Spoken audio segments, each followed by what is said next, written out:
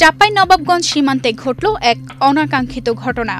গরু চোরাচালানিদের ধাওয়া করতে গিয়ে ভুল করে ভারতের ভূখণ্ডে প্রবেশ করেন বর্ডার গার্ড বাংলাদেশের এক সদস্য। ঘটনাটি ঘটে চাঁপাইনবাবগঞ্জ সদর উপজেলার নারায়ণপুর ইউনিয়নের জহুরপুর টেক সীমান্তে গত শুক্রবার দিবাগত রাতের শেষ ভাগে। বিজিবির সদস্য ওই রাতে দুই মহিষ চোরাচালানকারীকে ধাওয়া করতে গিয়েই পথ ভুলে ঢুকে পড়েন ভারতের অভ্যন্তরে।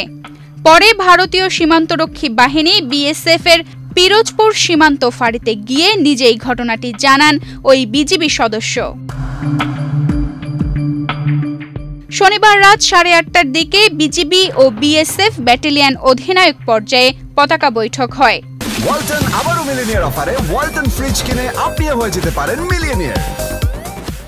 বিএসএফ সদস্যরা বিজিবি সদস্যদের সঙ্গে যথাযথ সম্মান দেখিয়ে আচরণ করেন, এমনকি খাবারও পরিবেশন করেন বলে জানান রাজশাহী সেক্টরের কমান্ডার কর্নেল ইমরান ইবনে আব্দুর রব।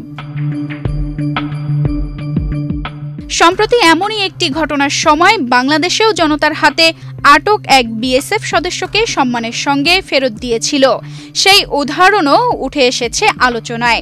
দুই দেশের সীমান্তরক্ষী বাহিনী এই পারস্পরিক সহযোগিতার সীমান্তে উত্তেজনার বদলে স্থিতিশীলতা ও পেশাদারিত্বের প্রতীক হয়ে রইল। তানজিদা রহমান, ইনায়া, বাংলাদেশ প্রতিদিন।